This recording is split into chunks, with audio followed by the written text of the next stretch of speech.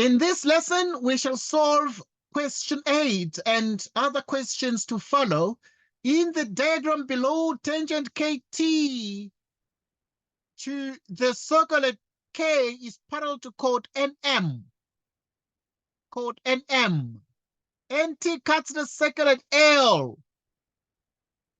NT cuts the circle at L. Triangle KML. KML is drawn. Angle M2 is 40 degrees. Right, we have the angle M2, it is 40 degrees over here. Okay, moreover, we have that the angle MKT is 84 degrees. MKT is 84 degrees. Determine giving regions the size of the angle K2. And where is the angle K2? It's this angle here. And the question we're asking is, what is the size of this angle K2 here when KT is a tangent to the circle? Right, quickly, who can give that one an attempt? Who can put in an effort to find the angle K2? Right, a quick suggestion from you and then I give the answer. Angle K2 equals what? Right, anyone home? Angle K2 equals what? Right, here's the angle K2, and it's very, very straightforward. What we can see is, we remember our grade 11 geometry, that if there's a circle and a tangent to the circle, that is a line, straight line that touches the circle at most at one point only, and that is called the tangent to the circle. And we have, therefore, the angle that sits between the tangent to the circle and the chord equals the angle in the alternate segment. So the angle here equals the angle there. And this here is nothing other than the tan chord theorem. We have the same thing here. We have a tangent here because KT, tangent KT. We have the chord here like this, and you have this here, and we have this here. So the angle between a tangent to a circle and the chord equals the one in the alternate segment, in which case, therefore, we have K2 is equal to angle M2, which is 40 degrees. Angle K2 equals angle M2 equals 40 degrees. Why is this the case? Why is angle K2 equals angle M2?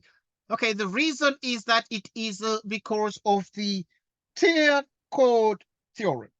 Tan chord theorem. So what do we write is the reason? We write tan chord theorem. And this is how we write it in the exam. Okay, these things are then grade 11 and that metric as well. So you need to make sure that you pay full attention, because they're going to trouble you for some good number of months, or full 2 years, grade 11 and matric. So they are these things exactly.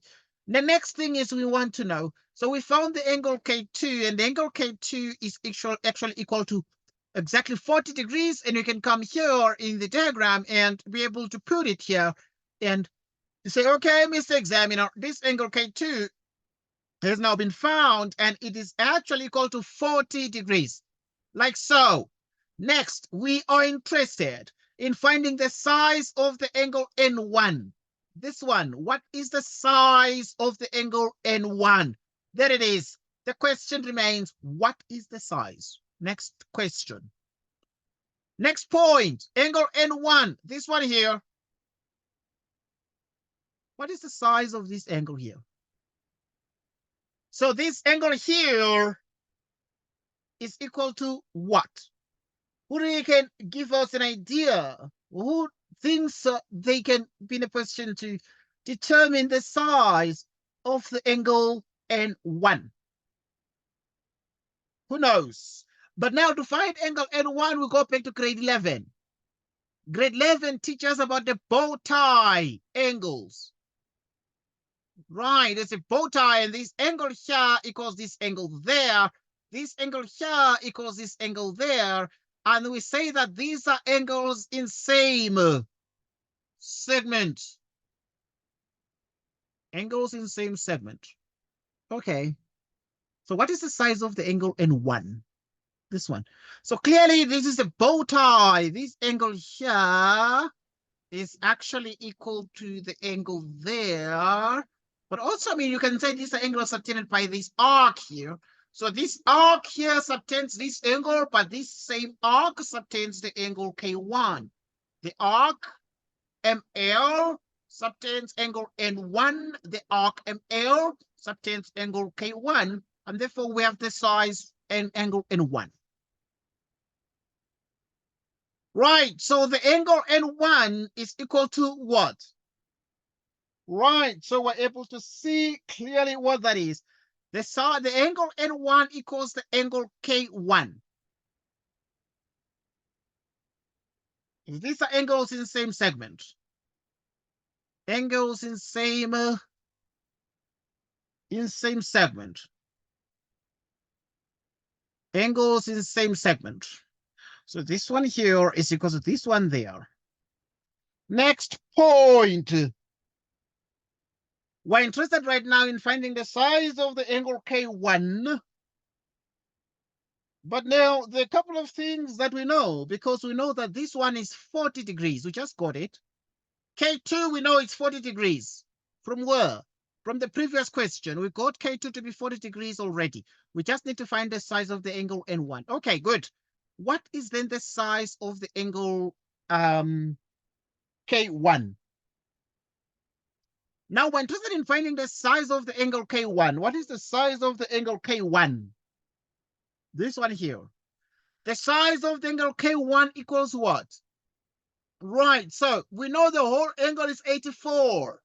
It is 84, so which means therefore the angle K1, which is here, is the whole angle, the overall angle. The overall angle 84 minus the little bit, minus the 40 degrees, and we have 84 degrees minus the bit, 40 degrees, and 84 minus 40 degrees will yield a 44-degree angle.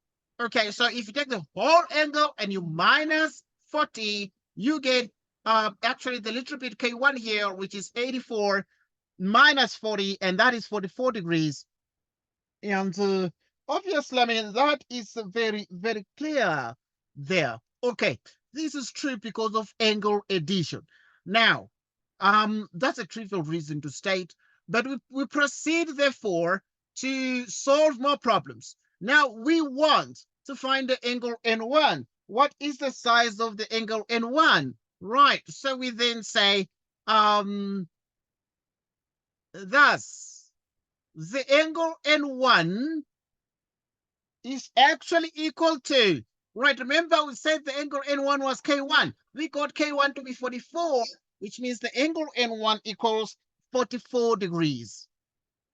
Okay, once again, I give you homework. So because of these things here, so this one is 44 degrees. I give you homework, so y'all be ready to do more, but more and more.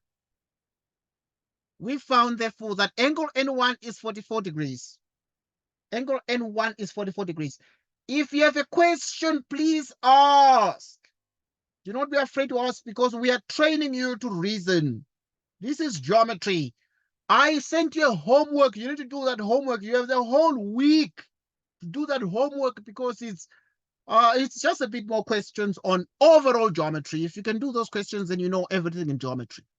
But you must watch the videos first before you do those questions. Watch the videos first before you do the questions. Next question. The next thing is we need angle T. Angle T. This one. What is the size of the angle T? Who can tell us the size of the angle T? Anyone home? What is the size of the angle? Say the Yes. What do you think? the size of angle T is 44 degrees. It is 44 degrees. Wow, this is marvelous. Angle T, because you can see this one here. It's doing this. Yes. And it's doing this. Out. Yes. Now, these, what do you call these angles that are like in this kind of shape here that do this? What do you call these angles here? We call them alternates. Right. So, yeah, you're so right there. That is Nombuso, right? So, right, angle T. Angle T is equal to the angle N1. Angle T equals the angle N1. This N1 is already 44 degrees, which means that angle T itself equals N1, which is 44 degrees. Why is this the case? These are alternate angles. Alternate angles. Why are the alternate angles? KT is parallel to NM. Is parallel to NM like this. KT is parallel to NM. So in other words, we have got the angles here. We have got that the angle K2 is 40 degrees. 40 degrees. We've got that the angle N1 equals 44 degrees. And we've got that the angle T is actually equal to 44 degrees as well. Next story. We want the size of the angle L2. L2. Where is L2? This is L, and we want this one. What is the size of that angle there? We have the angle L2, but we want its size. This one, what is the size of this? What is the size of this angle, people? Anyone home? Anybody home? What is the size of the angle L2? Who knows? Because we know that this 84, one... sir. Okay, well done. It is exactly 84. Okay, good. Thank you so much, Tenulo. That is Tenulo. Right, so you have that this one is this K2. We know very well that K2 is 40 degrees. So we've just got that one. We know that this one is actually 44 degrees, and the T is 44 degrees as well. So N1 is 44 degrees. The angle T is 44 degrees. So yeah, we want to find the size of the angle L2. Okay. Angle L2 is this guy here. And this one takes us back to grade 10. At grade 10, they taught us that if there's a triangle like this, right, let me just draw a nicer triangle a little bit. Right, at grade 10, okay, I know very well that no one is doing grade 10 here because I accommodate the grades that are here. Okay, so now this is CAB. 1, 2. Angle C1 is A plus B. Okay, angle C1 is A plus B. Angle C1 is, so now we say exterior angle of triangle. So exterior angle of triangle. So now C1 is A plus B. Okay, this is what we're taught in grade 10, that we can find the size of this angle C1 and see, we just say C1 is A plus B. So it's the same thing here because we have this here and we have this here and you have that. So it means therefore this angle L2, angle L2 is equal to angle K2 plus angle T. Why is this from grade 10? This angle is sitting outside this triangle here, which means that it's exterior angle of triangle. Good. Right, so we are in business and some of these things have been seen before. What is the angle K2? It's 40 degrees. What is the angle T? Okay, it's 44 degrees. And therefore, the angle L2 is 40 plus 44 gives us actually 84 degrees. So that the angle L2 is actually 84 degrees in size. Awesome stuff. So we got L2 to be 84 degrees. Now we need angle L1. Angle L1, let's see. L1. L1. Right, so the angle L1 is this one here. What is the size? Who can tell us the size of the angle L1? Anyone home? Who knows that one? Maybe I'm going to give Senulo and Tando a break because I know very well that they had a fair chance in the afternoon to go through a bit more geometry questions. But I know very well that some of the guys have been off. So I know very well that Pechalelo and Nombuso have been off. They've been off the radar in the afternoon. So yeah, I'm interested in knowing what is the size of the angle L1. Who knows the size of the angle L1? Who can tell us? I'm giving Tenulo and Tando a break for this question. For this question. The other questions where I'm gonna like involve you guys. But for this one, Nombuso and Pekelelo, this one is 40 degrees. T is 44 degrees. So it helps to just put in the angles that you know. Okay, this one you know very well is 84 degrees.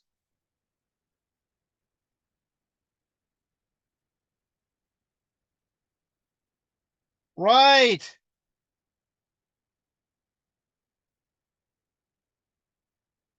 Right, so you continue.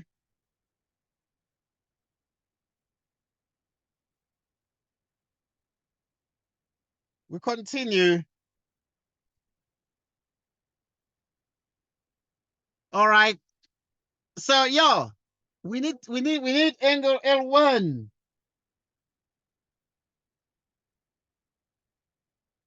So we continue.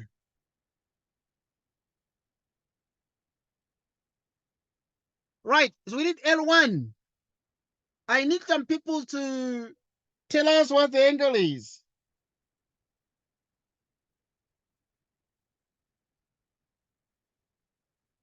Okay, we continue.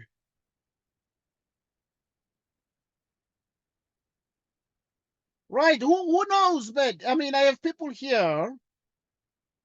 I have Pekalelo, I have Nombuso. Guys, what is the answer? What is L1? We need L1. What is it? I lost Pekalelo. I'm so sorry. I lost her. If I lose you, please try to rejoin because now I think that it can just be the network. Can just be the network that is making it tricky. If I lose you, please rejoin. If I lose you, join again. I'm asking the question, what is the size of the angle L1? That is the question we're asking. L1. What is the size here of the angle L1? What is it?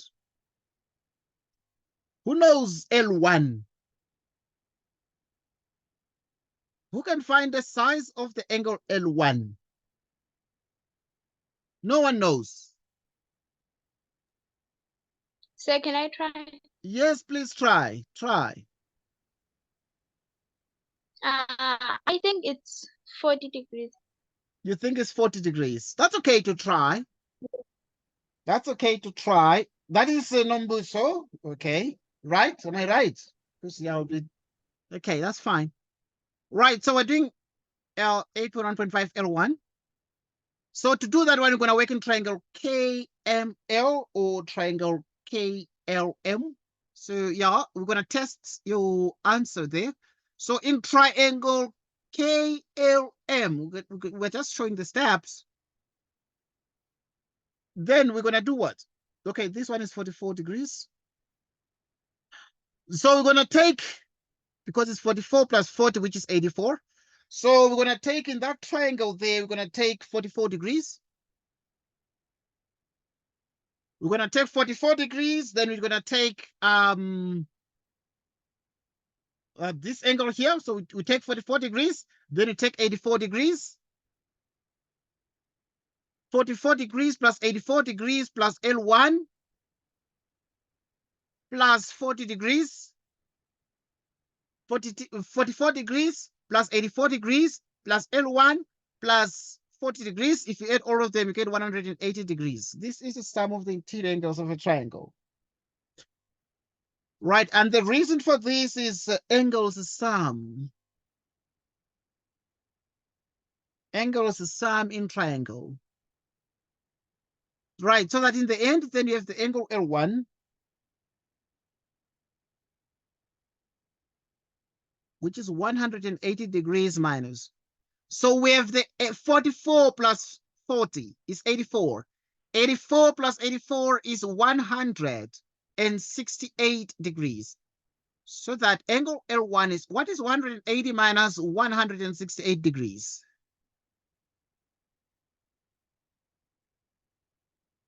(180 minus 168 degrees? So now we're getting 12 degrees. So that the angle L1 is actually equal to 12 degrees. It can come here and put exactly 12 degrees there. Okay, so the angle L1 is actually equal to 12 degrees. How did you get the angle L1? We added this one, we know is 44. How do we know this one is 44? Because it is the whole angle is 84. We got K2 to be 40 degrees. We got N1 to be 44 degrees. We got angle T to be 44 degrees.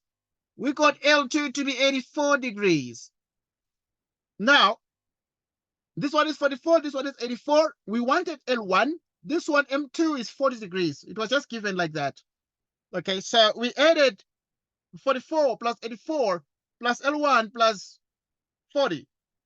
And the sum is 180. Why? Because it's angles sum in triangle. Right, and then we just solve for L1, we're getting 12 degrees, which means the angle L1 is 12 degrees. Where's the question? Or where's the contribution to make? Maybe you are seeing a mistake somewhere. Maybe you can see that, okay, there we've put 2, but there should be a 5, you know? So you alert us to say, hey, please check this, check that. And we are happy to do so.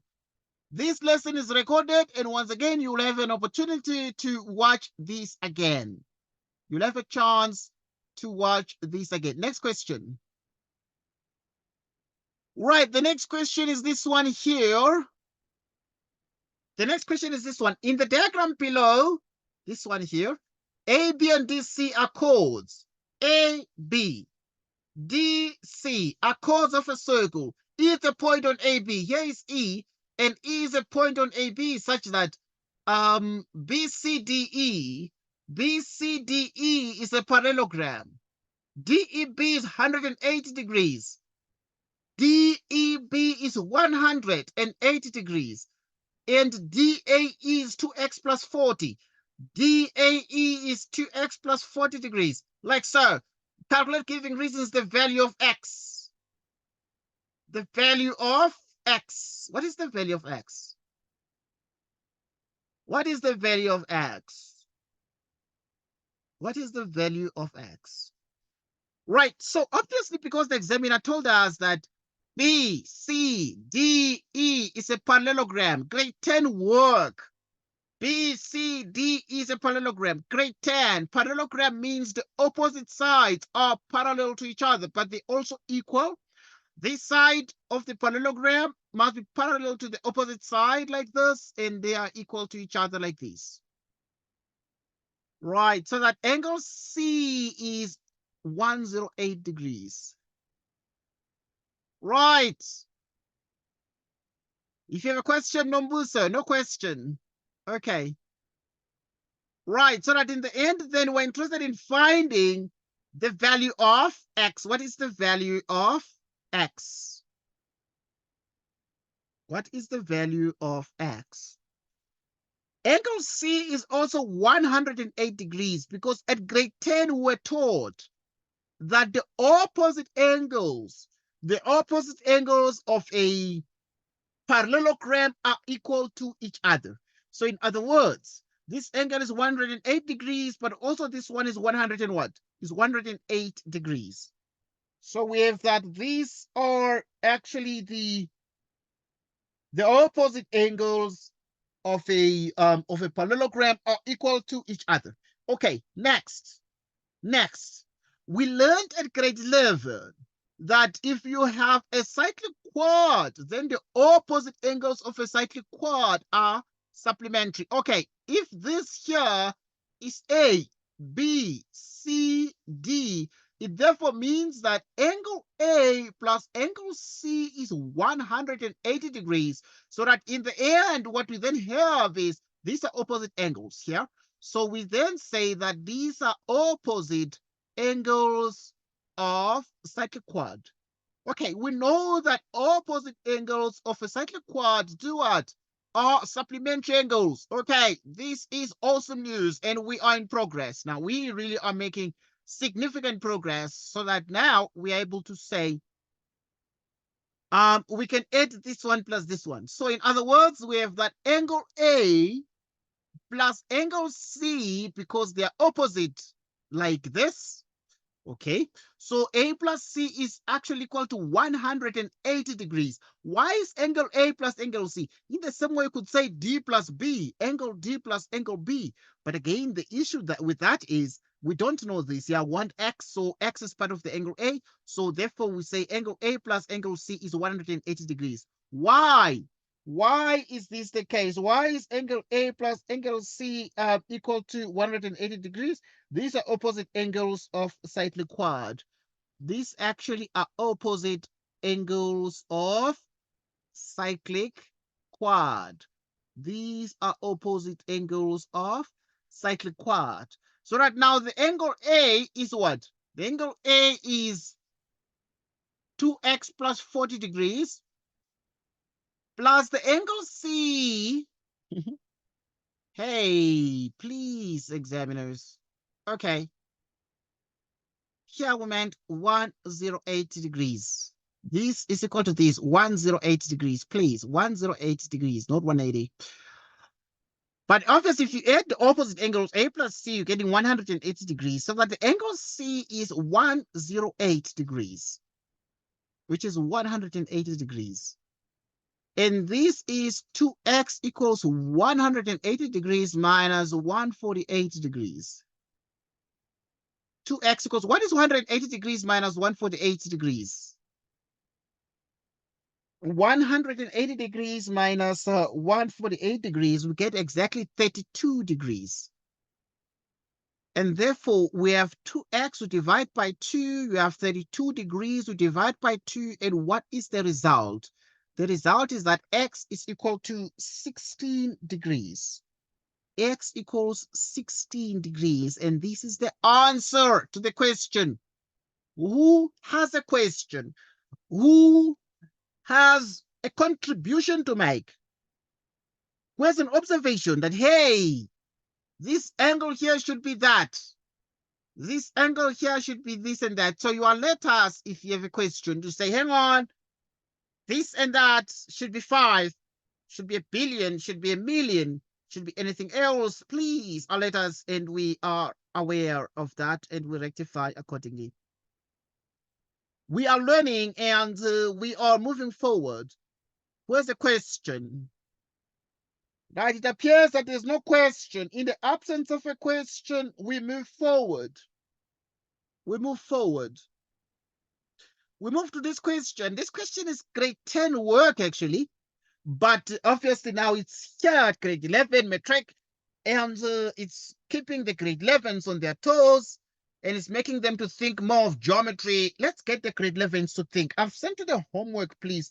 That homework on the group, you need to try it. I'm going to send you the answers to those questions. But yeah, it's very important that you try first, because I don't want to just send answers to things that I'm going to send you thousands of questions on the group. The questions are coming. So many, but I must send them bit by bit. I can't just send so many questions there, because otherwise then you're going to be dissuaded. And I don't want you guys to be dissuaded. In the diagram below, EO. In the diagram below, here's the diagram. You have EO, right? EO bisects AC. EO bisects AC of triangle ACE. Okay, yeah. EO bisects AC of triangle ACE. EDO is produced to be.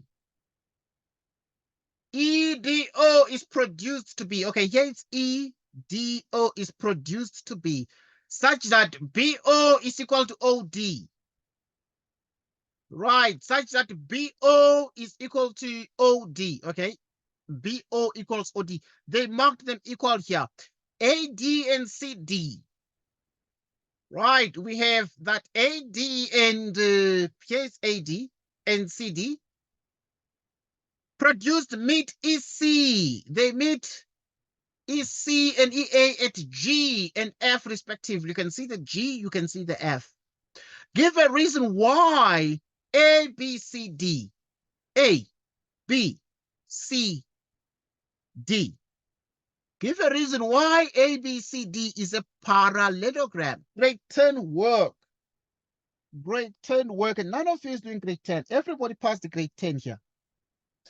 Give a reason why ABCD is a parallelogram. Why is this? What property of a parallelogram does this diagram here satisfy? What property? Because ABCD is a parallelogram. Why is it a parallelogram, this ABCD? It is a parallelogram because the diagonals of quad bisect each other. Because the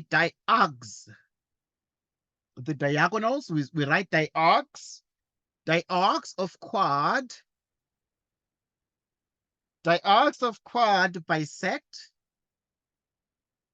bisect each other.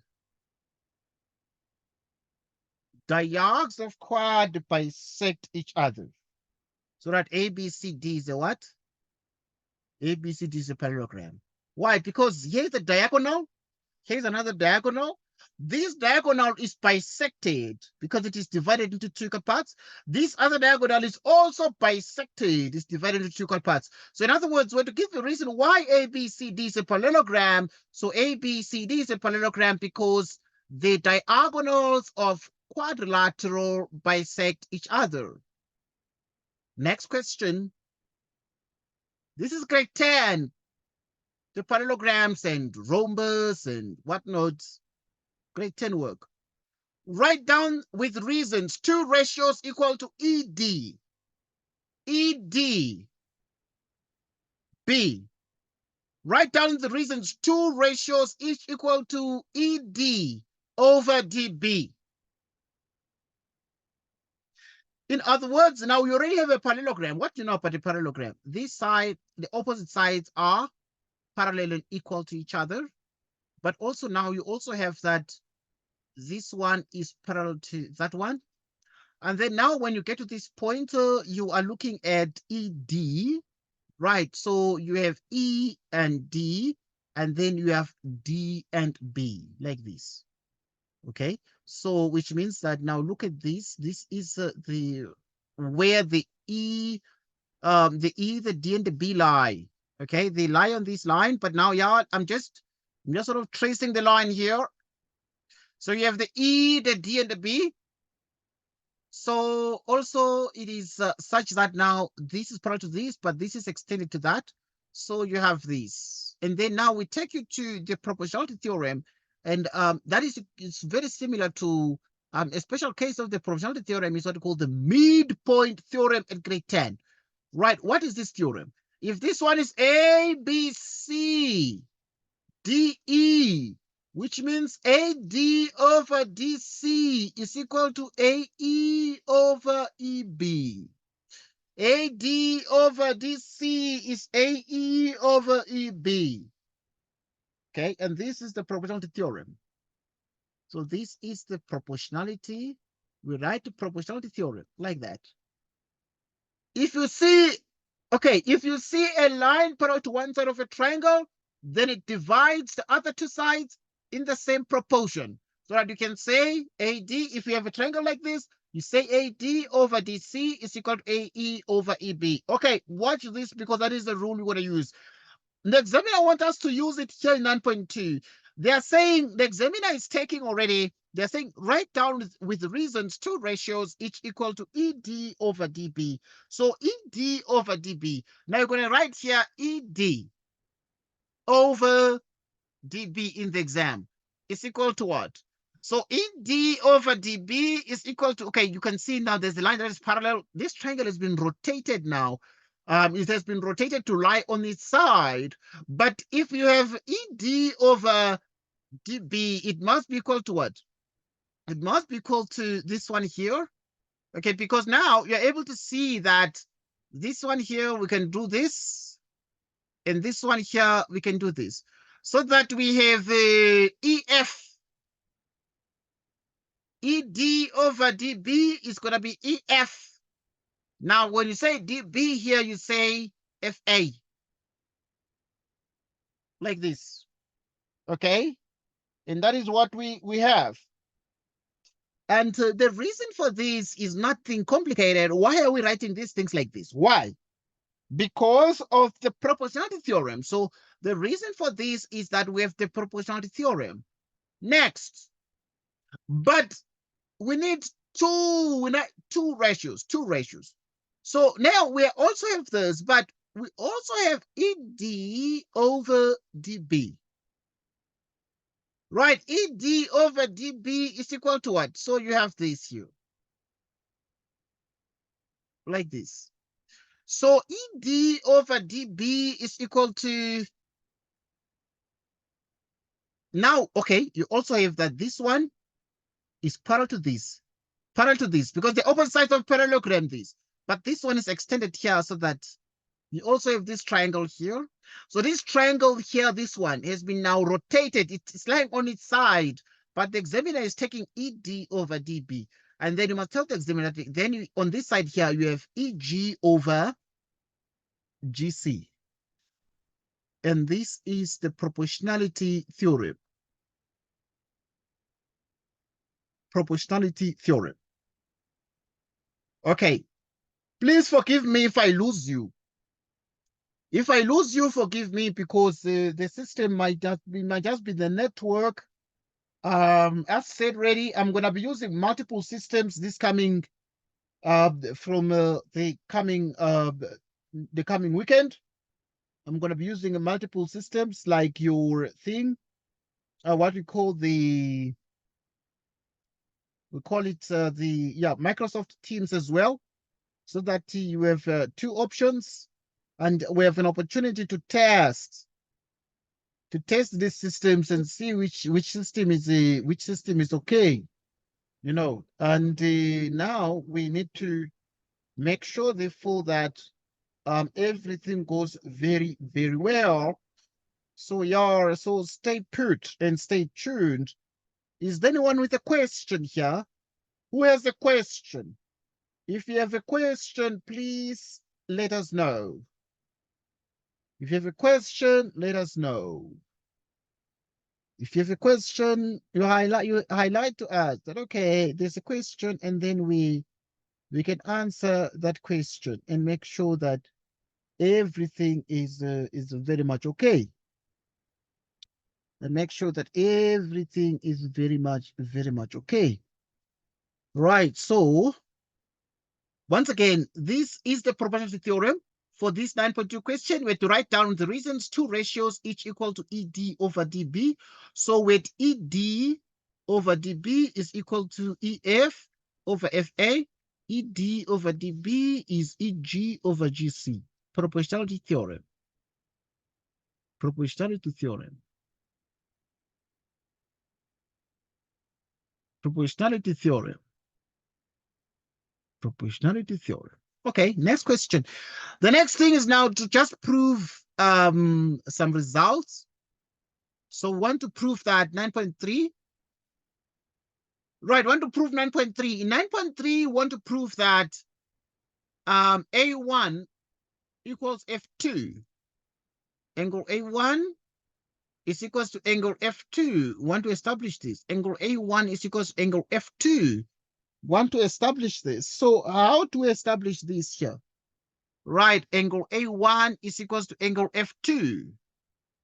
So how do we prove this, that angle L1 is equals to angle A1 is equals to angle F2? How do we establish this?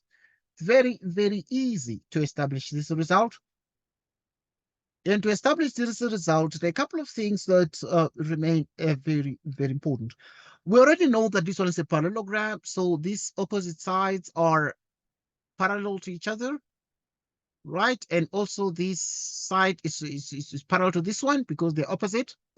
So that now we are in business, and then we continue to, so in other words, we have that the angle A1, for instance, is equal to the angle C2, because if you have the angles in Z, so A1 is equal to the angle C2, or like that, right? So it remains to just now have a way to verify that indeed this angle here, the angle C2, is equal to the angle F2. So Yeah, we're in business. Let's just establish that one part. Right, so this is how we prove this one here.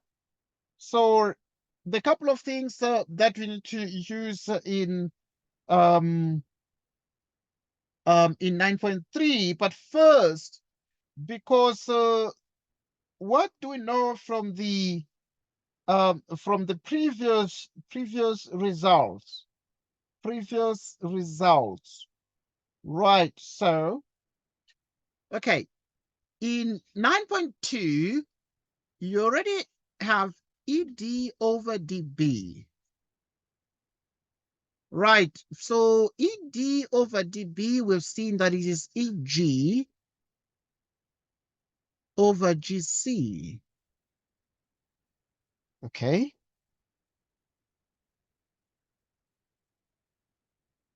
ED over DB. ED over DB is equal to EF over FA. Right, in each case, we saw that it was here for the ED over DB. It was done for this question. And this is the proportionality theorem. But also this one is the proportionality theorem. So that in this case now, we already have this. But the actual conclusion now that comes out of this, the actual result now that comes out of this, okay, if we have that, okay, let me write at the bottom here, not write things that are going to be strange to you, but I want to make sure that this is okay, because this one, it's ED over DB, ED over DB. So as a consequence, what we're having is therefore that EG over GC, EG over GC is EF over FA. Because it's ED over DB, it's ED over DB, so ED over DB, it means that these things are also equal to each other, because this one is equal to ED over DB. But something different is also equal to ED over DB, which means that EG over GC is equal to EF over FA. So it's a therefore conclusion here. Okay. Now, what is this? What is this? As a consequence, then, we have the following. We have the following. We have the following, guys. We continue. We continue. What do we continue to do? Okay, this conclusion that EG, let's check it again. We have EG over GC. This conclusion is equal to EF over FA. What is the meaning of this? It means, therefore, that this line here and this line here are parallel lines. Wow, kudos. Okay, learn the geometry because you are expected to know how to apply it, how to prove things like this. So, and that means, therefore, it means, therefore, that AC is parallel to FG. AC is parallel to FG. So, yeah, the reason for that is line divides two sides of triangle in proportion.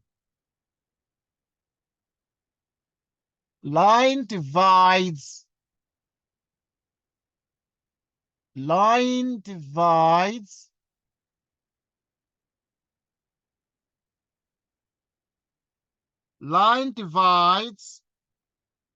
two sides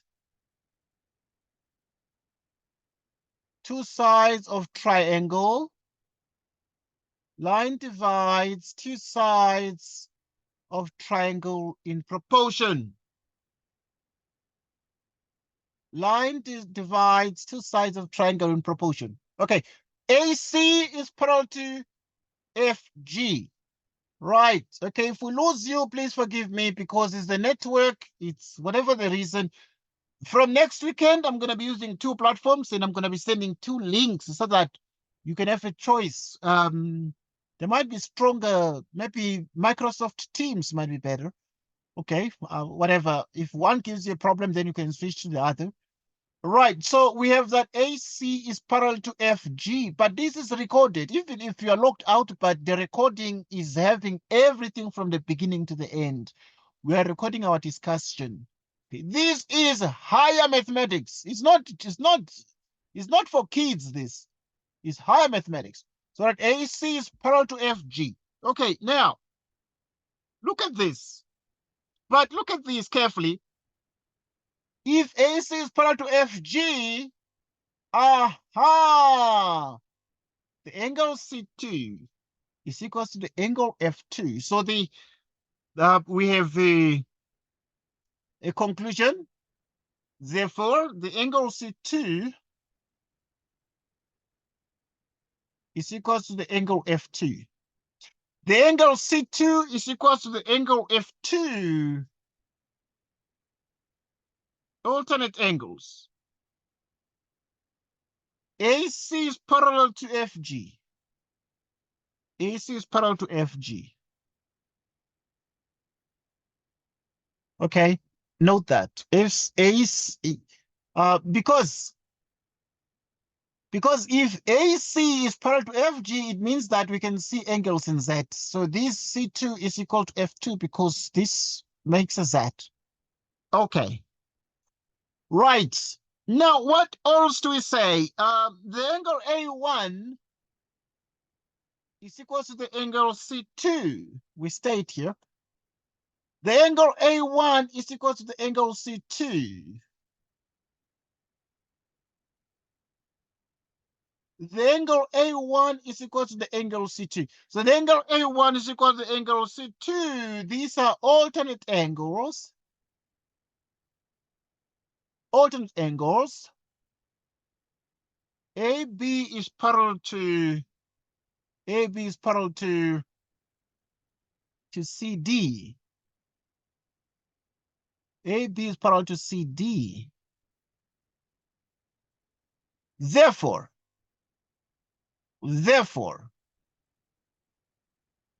okay, if A1 equals C2, okay, but C2 is F2, well, the conclusion, therefore, is that the angle A1 is equal to the angle F2 because F2 is C2, C2 is A1. It means A1 is F2. Okay, so we have been able to achieve this. Right, we have been able to prove, therefore, that angle A1 is equal to the angle F2. Where's the question here? Where's the question? We're to prove, therefore, here that angle A1 is F2. Sometimes these things are not going to make sense to you same time. It's a lot of steps here, and you're trying to make sense of this. It's normal, but don't give up. Don't give up. Keep going. Believe. Believe. Believe you will master the geometry. Geometry is about repetition. You repeat, you repeat, you repeat, you repeat. You watch the video, and then after watching the video, you don't just watch the video from the beginning to the end because you're going to forget. You watch one question and then you try that one question. Then you watch another question, then you try that question, and so on until you finish everything. And then continue like that. You watch a little bit and then try that little bit until these things sink in your head, because they want to ask you these things in the exam. We have done 9.3 that says proves that angle A1 equals angle F2. Angle A1 equals angle F2. The next thing is to do 9.4. The next thing is to do angle 9.4. Now, if it is further given that A, B, C, D is a rhombus, if it is right, it is given that A, B, C, D is a rhombus. What is a rhombus? Rhombus means that all the sides are equal and parallel. The opposite sides are parallel, but the diagonals bisect each other at right angles. So these diagonals make angles of 90 degrees with each other. Okay, so yeah, that is something that you need to take care of and that you need to take note of. Now, okay, so we need to prove that AC, GF.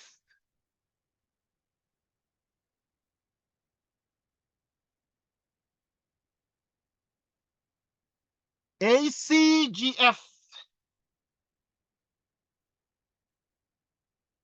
ACGF is what? It's a cyclic quadrilateral. ACGF is a cyclic quadrilateral. Let us prove this. So to prove that ACGF, here is A, here is C, here is G, and here is F, is a cyclic quadrilateral. Right, to prove that it's cyclic quad, we can prove that there's a bow tie here. We can see the bow tie, but we must prove that the angles are sort of equal to each other. Like we can prove that this angle A2 is equal to this angle F2. So now we can start by saying the angle A, so we're doing 9.4, but in doing 9.4, we're able to see that the angle A1 is equal to the angle A2. This takes you back to grade 10. Remember the properties of this. So grade 10 teaches us that if you have a rhombus, then the diagonals of a rhombus bisect the angles. So that angle A1 is equal to the angle A2, and these are diagonals of rhombus. Diagonals of rhombus. Diagonals of rhombus. So angle A1 is equal to angle A2, and these are diagonals of rhombus. Right, so if these are diagonals of a rhombus, then what they do is they bisect angles. Okay, right. Now, moreover, we have that from the previous result here, remember, want to prove that this angle A2 is equal to F2, but we know that angle A1 from the previous question, we know that angle A1 is equal to the angle F2. Why? Why is angle A1 equals to angle F2? Angle A1 is equals to angle F2 because we proved it here. So this one has been proved. It has been proved in 9.3 above. We have proved the fact that angle A1 is equal to angle F2. Angle A1 is equal to angle F2. Here, A1 equals F2. I mean, that was proven above. So what then is the next thing? If A1 is A2, angle A1 is F2, right? What is then the conclusion? The conclusion, therefore, is that angle A2 is equal to the angle F2, because this is A1 is A2, A1 is F2, and that then means, therefore, that the angle A2 is equal to F2, because these guys are both equal to A1. This one is A1, this one is A1, so which means that A2 is equal to F2. Okay, when I send you the homework, you watch the videos, and then you do the homework. Okay, we have that angle A2 is equal to angle F2. Hey, this is mathematics, my friend. It's not joke. Therefore, ACGF. Therefore, ACGF. So you can even write the conclusion here. Let's write it here. Therefore, ACGF. Okay, just write a G here. Therefore, ACGF is a cyclic quad. It's a cyclic quad. Right, and these are angles in the same segment equal. Angles in the same segment equal. Right, so we are saying that the ACGF is a cyclic quad. Why is it a cyclic quad? ACGF is a cyclic quad. Angles in the same segment equal. Because there's a bow tie. bow tie, although there's no circle, normally there has to be a circle, but there's a bow tie like this, so that you can see that we just had to show that angle A2 is equal to F2, and we have done that. So we can see therefore that angle A2 is equal to the angle F2. And this has allowed us to conclude that ACGF is a slightly quadrilateral. ACGF is a slightly quadrilateral because the angles in the same segment are equal to each other. Okay, once again, if I lose you, forgive me there. Okay, next question. Right, this is one question that's very important in the diagram below. Triangle ABC. Triangle ABC and triangle PQR are given with angle A equals P, angle B equals Q, and angle C equals angle R. DE is drawn such that AD equals PQ and AE is equal to PR. Prove that. So we want to prove, therefore, that here, prove that triangle ADE is congruent to triangle PQR. Triangle ADE is congruent to triangle PQR. Okay, this one is grade 10. Right, so to prove this one, the lines, those three lines that are lying down, what do they mean? They mean congruent. Congruent, there are 4 cases of congruency done at grade 10, and we sort of remember those right now, and we make the most of that. So we then say that in triangle ADE and triangle PQR. Okay, so we want to prove that this triangle ADE is congruent to the other triangle ADE.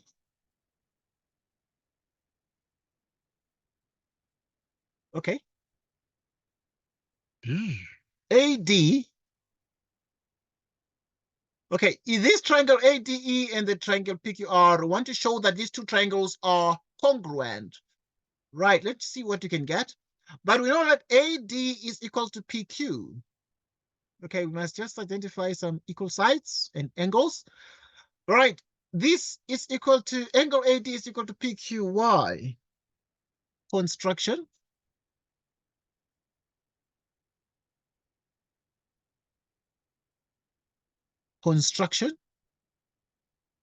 Next, what is AE equals PR? AE equals PR, why? Because, okay, let's first write this one.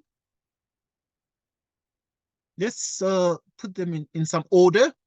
So now, to put them in some order, we can see that this angle A is equal to angle P. Angle A equals angle P. So with angle A equals angle P, why is angle A equals angle P given?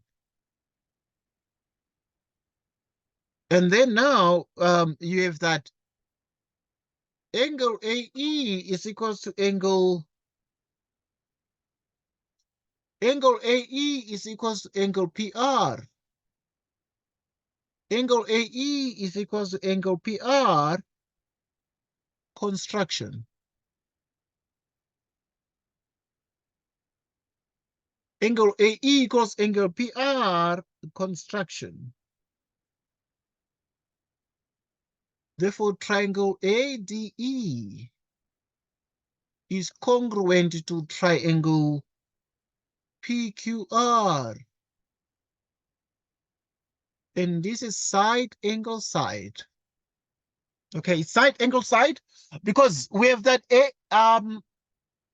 we want to prove a grade 10 concept on the congruency of two triangles, triangle ADE and triangle PQR. So we know that AD is equal to PQ, angle A is equal to angle P. It's given here. Angle A is equal to angle P, but AE is PR. So that triangle ADE is congruent to triangle PQR. Okay, so yeah, which is exactly side angle side. And then we have proven this one. We have to prove that these two triangles are congruent, and we have proven that these two triangles are congruent. The reason is side, angle, side. Next, we need to prove 10.2. In 10.2, we need to prove that DE is parallel to BC. DE is parallel to BC. Right, we need to prove that DE is parallel to BC. To prove that DE is parallel to BC, let's continue. Oh, this one. Let's prove this one. Okay, now first to prove this one, 10.2, 10.1.2, we want to prove that this is parallel to this. So we need to identify some angles here that are going to form something like this. If this angle is equal to this, because at grade 10, we're taught that this angle, if this angle is equal to this, if this line is parallel to this, then these angles are equal, and these angles were called corresponding angles at grade 10. They're called corresponding angles. So we're going to use these. Right, and now to use this, we proceed as follows. So now I want to prove 10.1.2. Angle ADE is equals to angle Q. Angle ADE is equals to angle Q. This angle here is equal to this angle there. Which means that triangles that are congruent, well, because we know that this triangle ADE is congruent to triangle PQR. So if triangle ADE is congruent to triangle PQR, right, we can therefore say the corresponding angles are equal. So in other words, we then say therefore corresponding angles equal. Right, so that ADE is equal to angle Q, but angle B is equals to angle Q. Angle B is equals to angle Q. Angle B equals angle Q as given up here. Angle B equals angle Q. And therefore, the conclusion, therefore, is that ADE is Q, B is also Q. So two angles are Q. ADE is angle Q, but angle B is angle Q. Therefore, angle ADE is equals to angle B.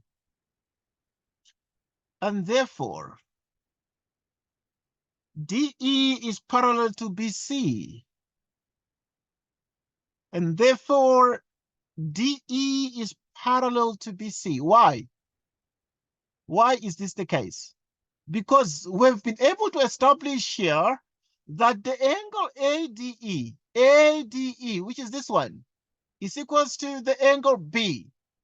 ADE is equals to the angle B. So yeah, these are the angles that are equal to each other. And therefore, we have that this line is parallel to this, because these angles that do this, they're called corresponding angles, these angles in F. So these are the corresponding angles. Corresponding angles equal. Corresponding angles equal to each other. Right, so yeah. That's what we have. So DE is parallel to BC. We have proven that. We proceed right now to do the last part. Okay, this one is a theorem, this is a theorem that we're proving. So please, folks, I beg you, with the message of God, to take note of this question 10.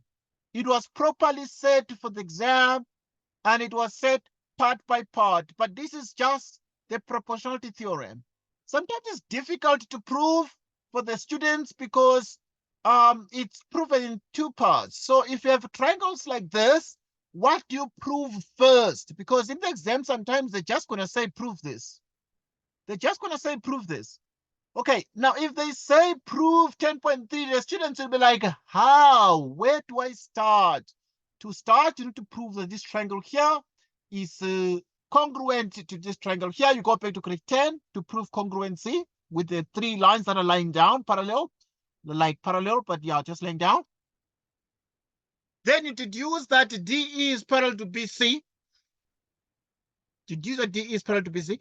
Then, if they're parallel, then you're able to achieve, therefore, that AD is AD over, right, AD over PQ is equal to AC over PR, AC over PR. Next point.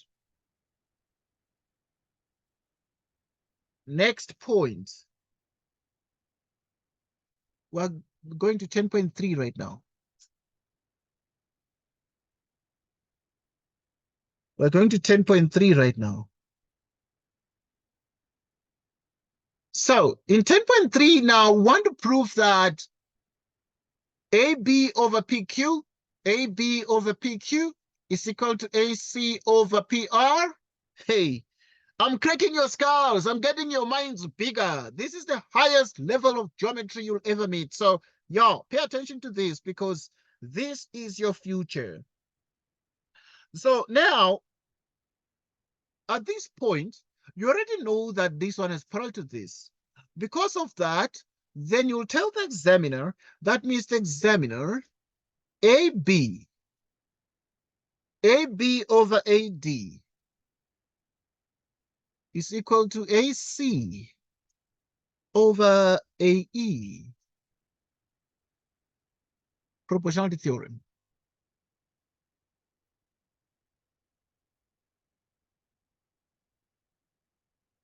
But AD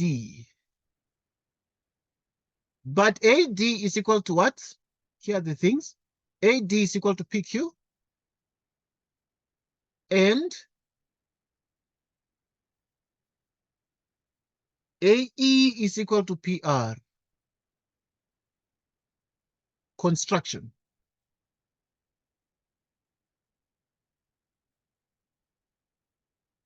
Construction.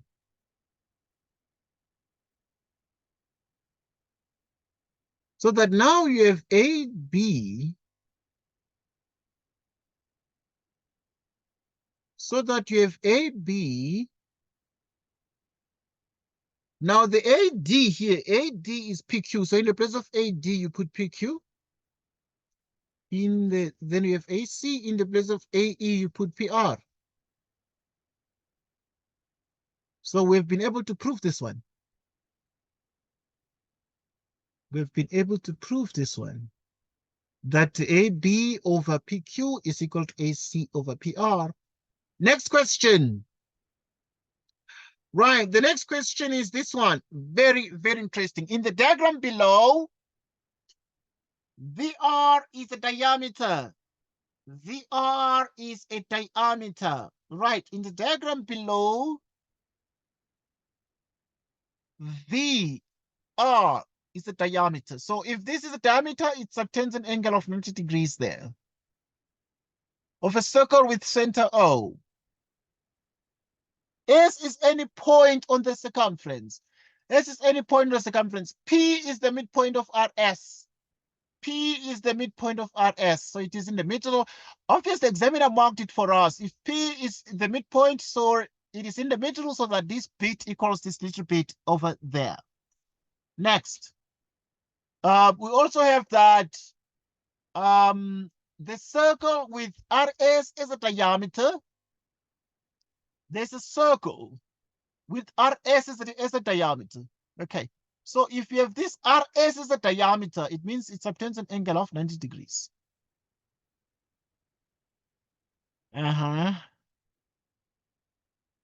Right.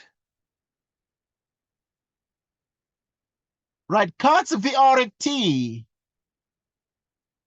VR is cut at T. ST and OP and SV are drawn. ST and OP and SV, right, and SV are drawn. Why is OP perpendicular to PS? Here is O, here is P, and then here is S. Why is OP perpendicular to PS? Grade 11s, answer the question. Why is this the case? Grade 11s, answer the question. Why is OP perpendicular to PS? Why?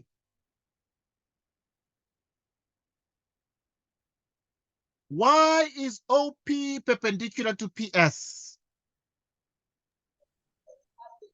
Oh, sir, can I try? Yes, please try. That's Mambuso, yeah? Okay. It's a line from a center perpendicular to the chord. Yes, yeah. Okay, thanks for the for trying the numbers. Right, it is obviously that result there. And this result is due to the fact that at grade 11, we are taught that there's a theorem that says that if you have a situation like this, and there's a line from the center to the midpoint of the chord, if we have a situation like this means that it is perpendicular to this chord. So line from the center to the midpoint of the chord is perpendicular to the chord like this. Right, so that in the end, then this is what you have. So if you have a line from the center, and here's this line from the center to the midpoint of the chord is perpendicular to the chord. So now, why is this? Their reason to be written, you need to say line from center. You need to say line from center to midpoint. To midpoint of chord. Line from center to midpoint of chord. Right, so that line from center to midpoint of chord is indeed perpendicular to the chord. Because, and the reverse is true. If you have a line that is perpendicular to a chord, line from center perpendicular to a chord, bisects the chord. Bisects the chord. And obviously to bisect the chord is to divide the chord into two equal line segments. Okay, right. Next thing, what then are we doing here? What then are we doing here? So we need to now establish something that is very important. So we need to prove that triangle ROP is similar to triangle RVS. Let us prove this one. Triangle ROP is similar to triangle RVS. ROP is similar. Similarity means that it means equiangularity. Means I just prove that the angles of this triangle are equal to the angles of this triangle. That's all. It's nothing strange here. So, but now let's take note of those of the triangles. ROP, RVS. Those are the two triangles. You just need to establish the fact that this triangle ROP and triangle RVS are equiangular triangles. So let's prove that part. So to prove, therefore, that triangle ROP and RVS are equiangular triangles, we proceed as follows. Right, first things first.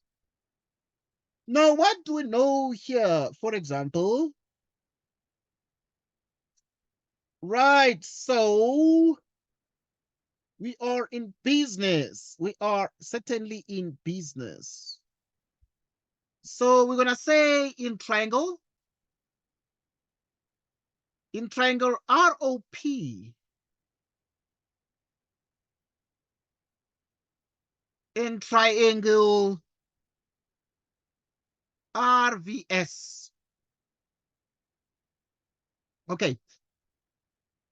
ROP, triangle ROP and triangle RVS. ROP and triangle RVS what do we have in triangle ROP and triangle RVS? First things first, the angle R is equals to angle R,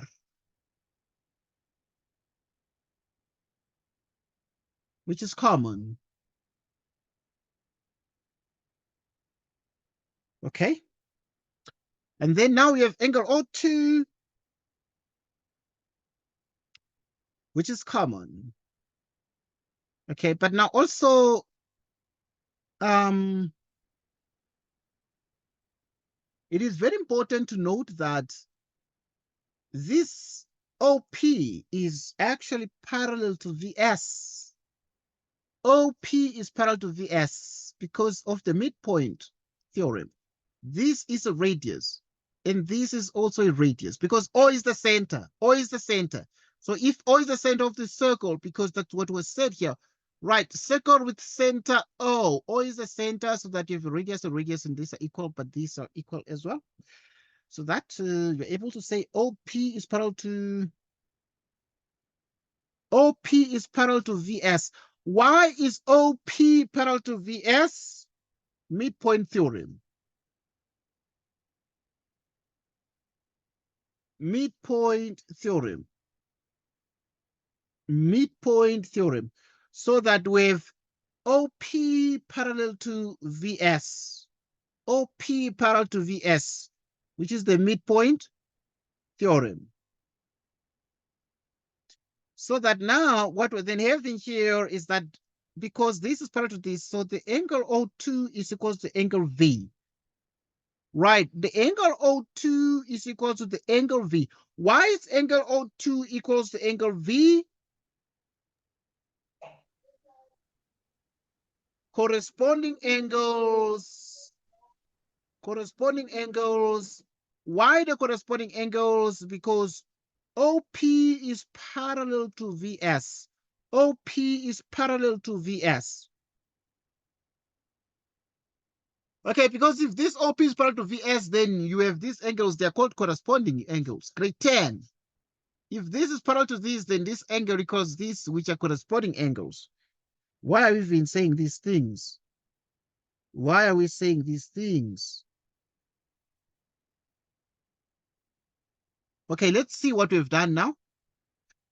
We have established angle R equals angle R, but angle O2 equals angle V, which are equal angles. And then now we have that also. Now we're dealing with angle R, triangle ROP. Yes, please.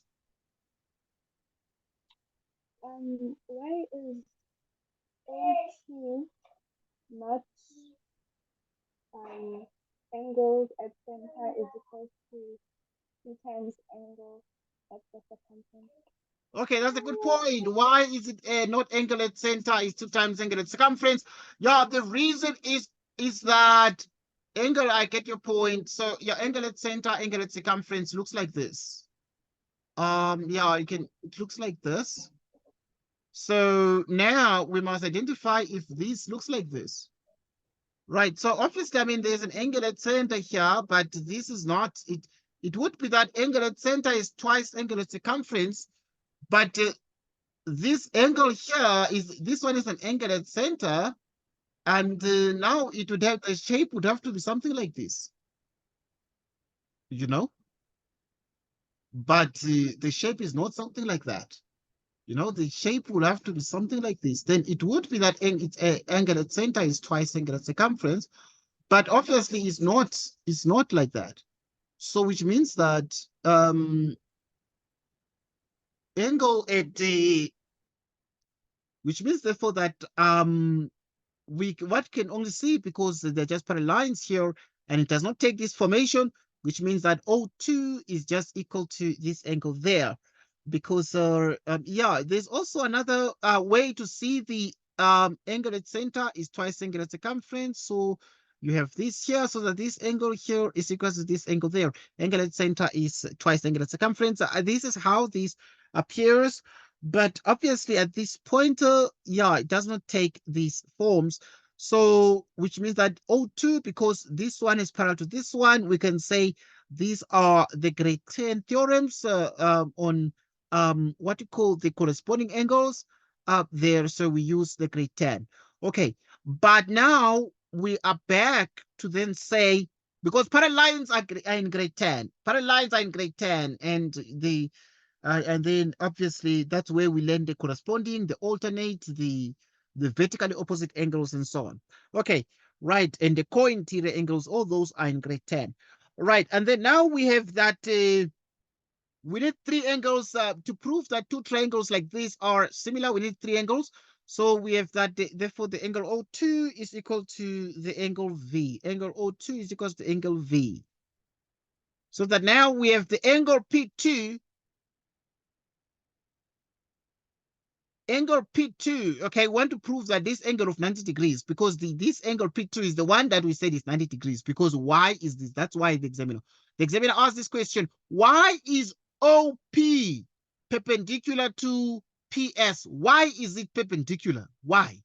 And we said that it's a line from center to the midpoint, because this is equal to this, midpoint. But also the examiner said P is the midpoint of RS.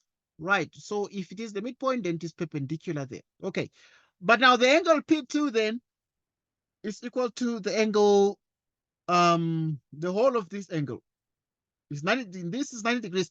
But why is this 90 degrees? This is 90 degrees because of what? This is 90 degrees because of the fact that this is the diameter, this O is the center. If O is the center, then from grade 11, we learned that a diameter subtends an angle of 90 degrees in circumference. A diameter subtends an angle of 90 degrees in circumference. So that if this one is passing through the center, it is diameter, then it's going to subtend an angle of 90 degrees. So that in the end, then what we have is that VSR. So angle P2 is equal to angle, this angle here, the whole angle, we can call it RSV.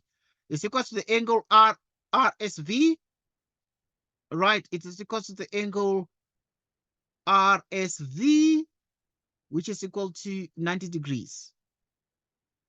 Right, so why is this the case? So we can put some justifications. What are the justifications? Let's write them down. Let's write them down.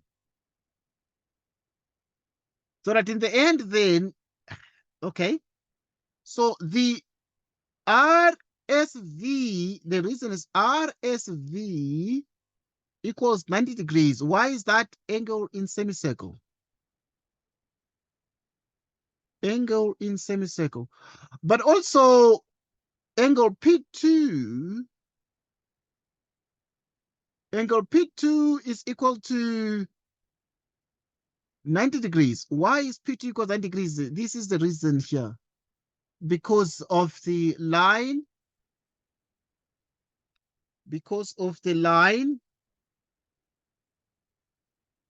right, because of the line from center to midpoint of chord. Line from center, line from center to midpoint of chord. Line from center to midpoint of chord. So therefore, triangle ROP is similar to triangle RVS. Why? Why are these? Because here it's about angles, it's about angles that are equal, it's about angles that are equal. So angle, angle, angle. Right, angle, angle, angle. So we've been able to establish the fact that the triangle ROP is similar to triangle RVS. And we established that. So that was 10.2.2. Look at this way we have proven this and think very carefully about how we have proven this. You need to watch this video again and then do the homework that I'm going to send you. Okay? And make sure that you watch the videos first before you try because now some of the questions are a little bit complex. Okay, yeah, these things are being recorded. Even if you lose some of the little, yeah, if you get cut because of the network and you reconnect, the recording is not going to be cut. So that is the story. So you need to just note that. Okay, now we need to work in this one. And now we need to do 10.2.3. So now here we work in triangle. RVS and triangle. RST. Okay, let's see. RVS, prove that triangle RVS is similar to triangle RST. RST. RVS. Both of them have the angle R. So now you need to just say angle R equals angle R. Okay, because if they say RSV, the triangle that both of them have the angle R. So if you look at the RVS, which is RVS, and also RST, RST, both of them have the angle R, so which means the full angle R is equals to angle R, which is a common angle. Common angle. Right. So in the end, then, if you look at the triangle RVS, RVS, it has an angle of 90 degrees here because this is a diameter, and a diameter subtends an angle of 90 degrees at circumference. But moreover, we also look at the triangle RST, right? So the triangle, right? RST, RST. So this one is a diameter, okay? Because we're told that RS is a diameter. So if RS is a diameter, RS will subtend an angle of 90 degrees at circumference. That's a grade 11 theorem. So you need to always note that. Right, that's a grade 11 theorem. So if you have an angle, a line through the center, it subtends an angle of what? Of 90 degrees at circumference. And therefore, we have that this angle is 90 degrees. So this is something that you need to state in the triangle RST, but also now we have the triangle RVS, so that you have that at this point, angle RTS, angle RTS is equal to the angle RSV, yeah, which is RSV, and this is 90 degrees. Why? It is an angle in semicircle. Angle in semicircle. So that RTS is equal to angle RSV, which is equal to 90 degrees angle in semicircle. Okay, right. So now, which means therefore, next thing that you need to do is to say that, okay, now you already have like two angles that are equal to each other. And then now you need to establish a third angle that is remaining in the triangles. So in the triangle RST, you already have the angle R that was mentioned, but you also have the angle T that was mentioned. So you're only left with this angle here, and we need to establish that little bit of the angle there. Okay, we need to establish that little bit of the angle there, right? The angle V, this one, right? The angle V is equal to the angle TSR. The angle V is equal to the remaining angle TSR. Right. Why? And this is angle V is equal to the angle TSR. TSR. Why? Well, it's the sum of angles of triangle. Okay, so here you have the sum of angles of triangle. Sum of angles of triangle. So that in the end then, okay, what you have you are able to establish. Therefore, you have these three angles that are equal to each other. So that in the end, then we have, therefore, that the triangle RVS is therefore similar to triangle RST. Why? Angle, angle, angle. Right. You already have that. You have the three statements there that you need for the similarity of the two triangles to show, therefore, that triangle RVS is therefore similar to triangle, that one, RST. Right. So it's angle, angle, angle. So we have been able to do 10.2.3, then we need to do 10.2.4. To do 10.2.4, we proceed as follows. Right, so 10.2.4 is way too easy. We need to prove that st squared is equal to vt times tr. Okay, so how to prove this? To prove this, you need to decide the triangles in which to work. Right, so this can be seen as st equals vt-tr. So that st over vt is equal to tr over st. Okay, yeah, we cross multiply these so that st, and then is vt-tr. But also you can do it like this. You can write this one as st over, you can divide by tr.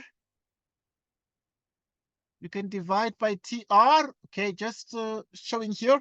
Here you can decide to divide by tr. Okay, so if you divide by tr, okay, here in this equation, you can divide by tr so that you have vt.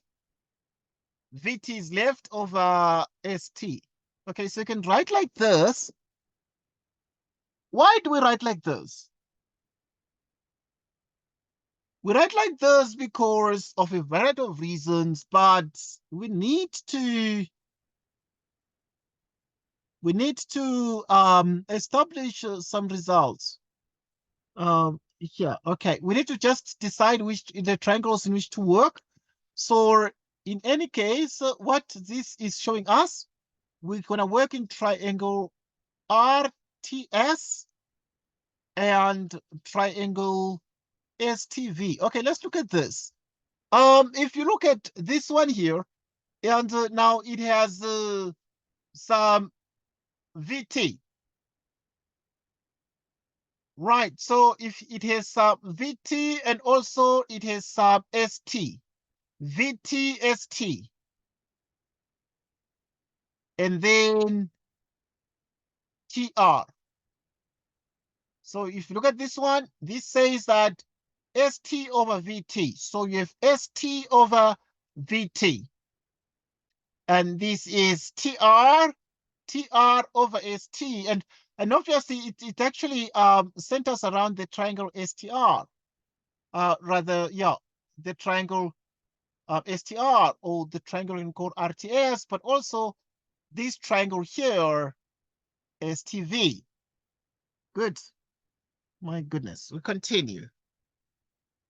In these two triangles then that we've just got, it means therefore that the angle, we know that the angle RTS is equal to VTS. The angle RTS, okay, this angle is 90 degrees because the angle is obtained by diameter. But also, in this angle here in the triangle STV, also this angle is 90 degrees here. So that RTS is VTS, which is 90 degrees. Why? Okay, because this is a straight line, this is a straight line, so 90 plus 90 must be 180 degrees. Adjacent angles on a straight line add up to 180 degrees, so that if one is 90, the other one is 90. Why must they both be? If one is 90, the other one must be 90, because they must add up to 180 degrees. So you see, the reason here we state is that these are actually angles on straight line. Angles on straight line. Okay, these are angles on straight line. Can even say these are essentially adjacent angles on straight line.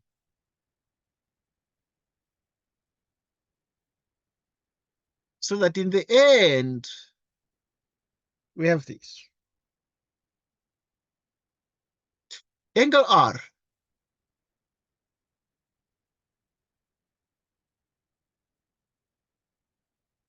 Oh, yeah, we'll continue.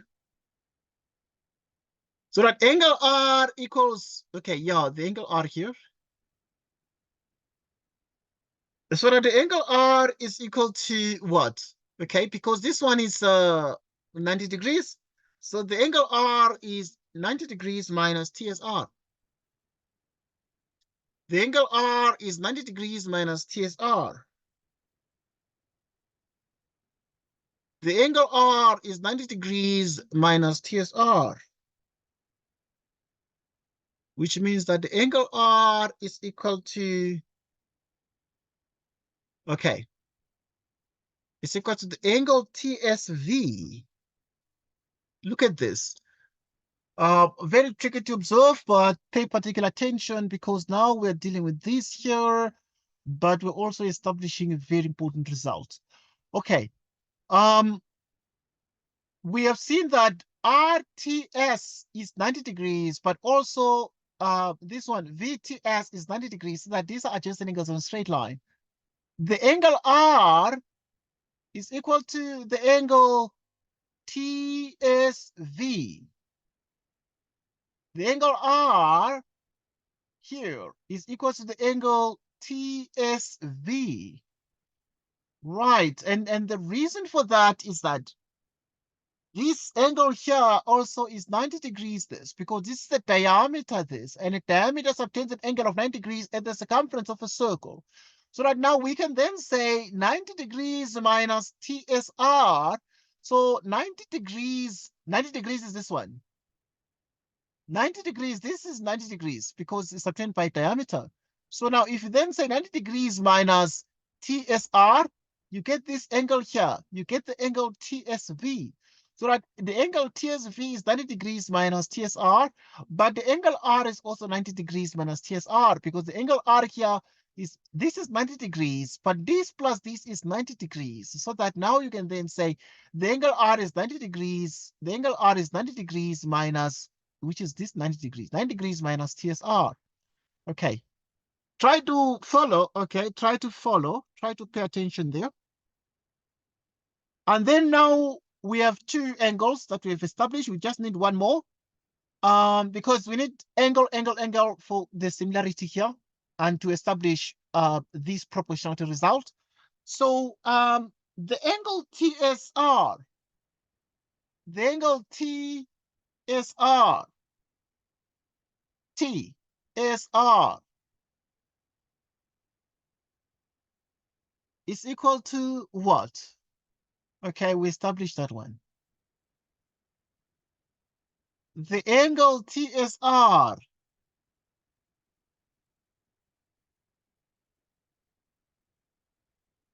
right, so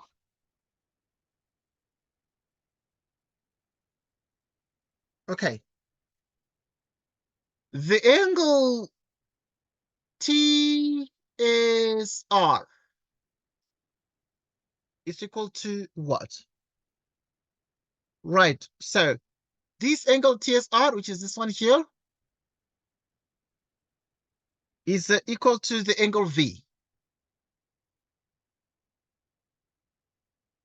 Right, it's equal to the angle V.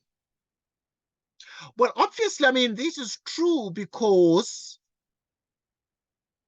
if in these triangles we're working on the triangle RTS and the triangle STV, RTS, STV, you already exhausted two angles in the triangles, so that this angle V was the one remaining, because we've already exhausted some of the angles, like your VTS, This one we have taken care of, 90 degrees, this one, but also this one, 90 degrees. We went on to mention angle R, right? And then we mentioned angle R with the angle TSV, this one here. So which means that the angle TSR is equal to the angle V. Okay? And therefore, triangle RTS is, so this one is what?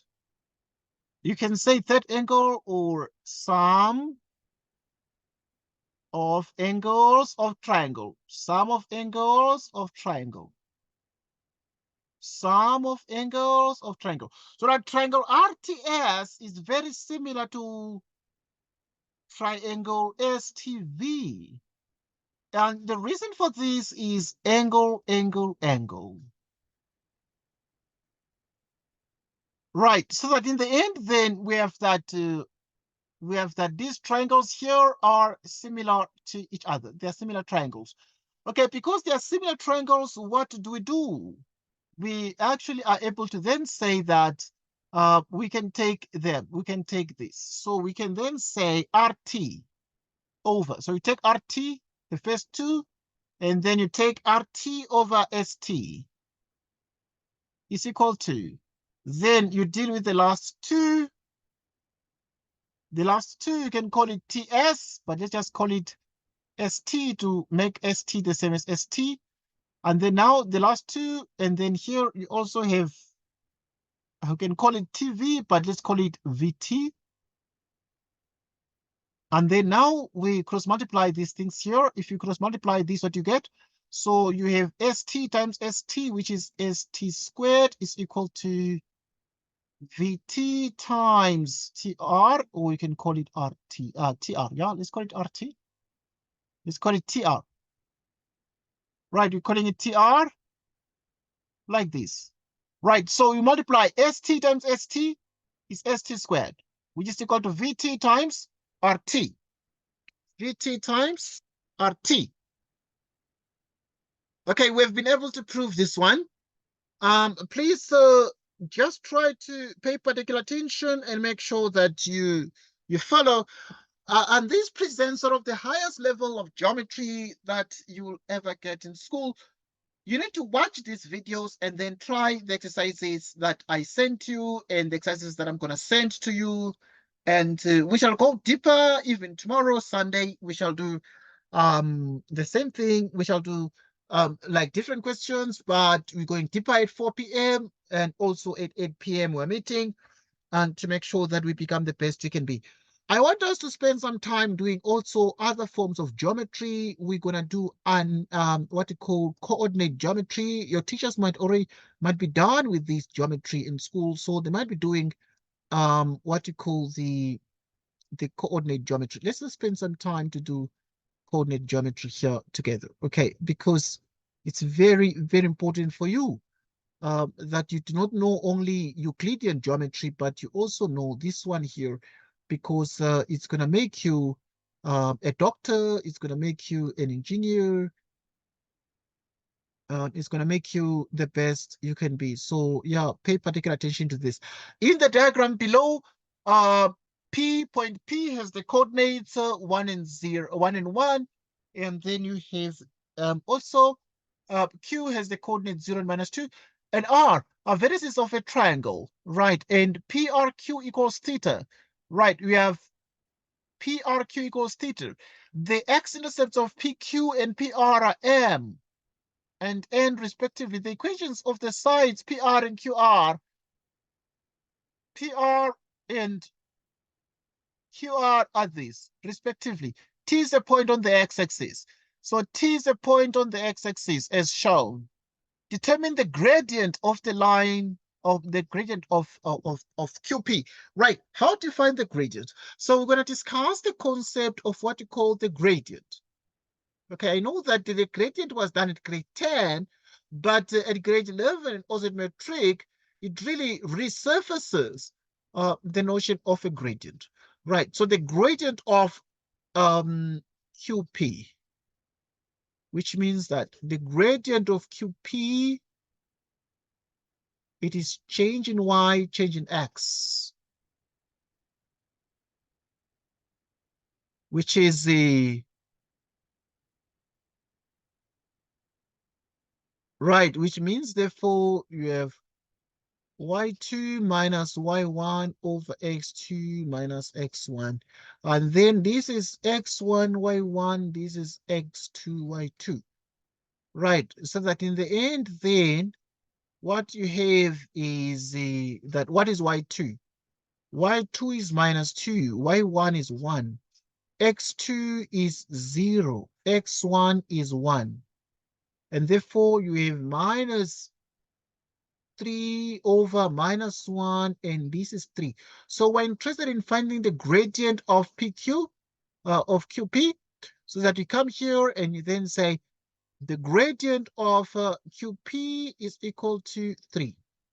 Okay, and this is how we find the gradient. So I'm going to send you more exercises on the group so that you can try these. But first, I must send you the exercises, and then you try the exercises with the answers, without the answers, and then I can send you the answers then at a later stage for you to see the things. But I need to mark your work.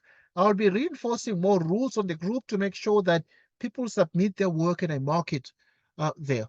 Right. The next question is you need to prove that PQR is 90 degrees, angle PQR. So angle PQR is 90 degrees. You need to prove that this angle is 90 degrees there. So now to prove that this angle is 90 degrees, the couple of things that you need to know.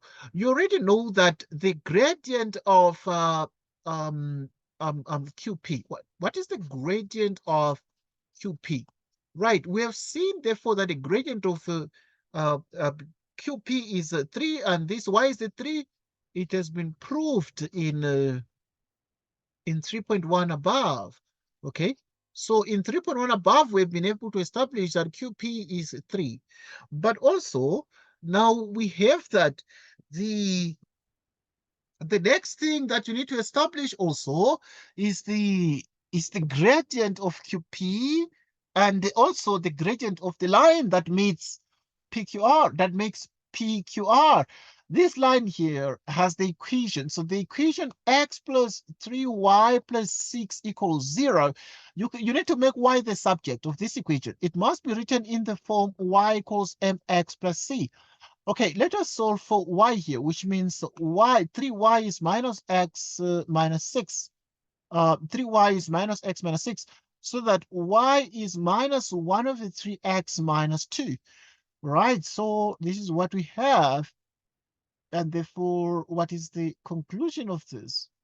Right, so that in the end, then we have that the gradient of QP times the gradient of QR, the gradient of QP times the gradient of QR is 3 times the QR is minus 1/3, and minus 1/3 is minus 1. Right, so now because the product of the gradients is now minus 1, the conclusion therefore is that PQ is perpendicular to QR. And therefore, PQR is equal to 90 degrees. And therefore, PQR is equal to 90 degrees. Okay, we continue. So that PQR is that, how do we know that is 90 degrees? Because the product of the gradients, because the gradient of QP times the gradient of QR is minus 1. Okay, now I'm going to mention something also that you need to know. If the gradient of line 1, if the gradient of line 1 times the gradient of line 2, okay, equals minus 1, it means in theory that line 1 is perpendicular to line 2. If the gradient of line 1 is equal to gradient of line 2, well, it means that line 1 is parallel to line 2. Okay, if two lines have equal gradients, it means they're parallel to each other. If the product of the gradient of line 1 times the gradient of line 2 is -1, it means the two lines are perpendicular to each other. Because here now we have to prove that the angle PQR is 90 degrees. How do you prove? You just need to prove that the gradient of these times the gradient of that is -1. Okay, the gradient of QP is 3 already, we got it. But the gradient of QR is -1/3. Is -1/3, and therefore, if you multiply 3 and -1/3, you get -1, and that's the answer. Next point. Determine the coordinates of R. Determine the coordinates of R. Now, to determine the coordinates of R, the couple of things that are very important for us to consider. Where is R? It's this one. What are the coordinates of R? And how would you find the coordinates of R? Right, to find the coordinates of R, the couple of things that we need. What do we know about R? R is nothing other than a point of intersection. So in 3.3, we need to find the coordinates. So we know that these are like simultaneous equations. This is the equation of this line and this, and they're intersecting here. There's a point of intersection. You need to find the coordinates of R, so you need to solve this simultaneously. So one of the equations is -x plus 2, and the other equation is this one, which is x plus 3y plus 6 equal to 0. Let's make y the subject, which is -1/3. Okay, let me just show some steps here to make sure everybody's following. Let me not just run overhead. Right, so we have 3y, the subject of the equation, and is -x minus 6. You divide by 3, which is -1/3 x minus 2. And then now at this point, these are the equations, and they are now you can just make them equal to each other. So now we're gonna find the point of intersection. How do you find the point of intersection? To find the point of intersection of two lines, you equate them. So which means that y is equal to y. You make y is equal to y. What is y here? Y is -x plus 2. What is y here? -1/3 minus 2. We solve for x. Right. So if we solve for x, what do we do here? Right. We bring this one, which is -x plus 1/3 x, which is -4. You multiply through by 3, which is -3x plus x, which is -12. -3x plus x, which is -12. -2x, which is -12, which means you divide -12, you divide by -2, and you get a 6. And once you get that x is 6, you substitute into one of the equations to get y. So obviously at this point, what do you have? Y is -x plus 2. And y is -6 plus 2. What is -6 plus 2? It is -4. The coordinates of R, x is 6 and y is -4. X is 6 and y is what? Y is -4. X is 6 and y is -4. So we have found the coordinates of what? We have found the coordinates of R. We have found the coordinates of R. Right. Thank you so much. It was interesting seeing you guys today. I'm going to see you guys again tomorrow at 4 p.m. And also at 8 p.m. Right. We must thank you for joining us today. It was exciting being with you. And obviously, tomorrow is not at all different. It's a good Sunday, and we're going to have more mathematics and more science time. It is my hope that I'm doing more mathematics today because some of the guys missed earlier on. And that's the reason why I am doing more mathematics. But also, it's a repeat. Some of the questions are repeated.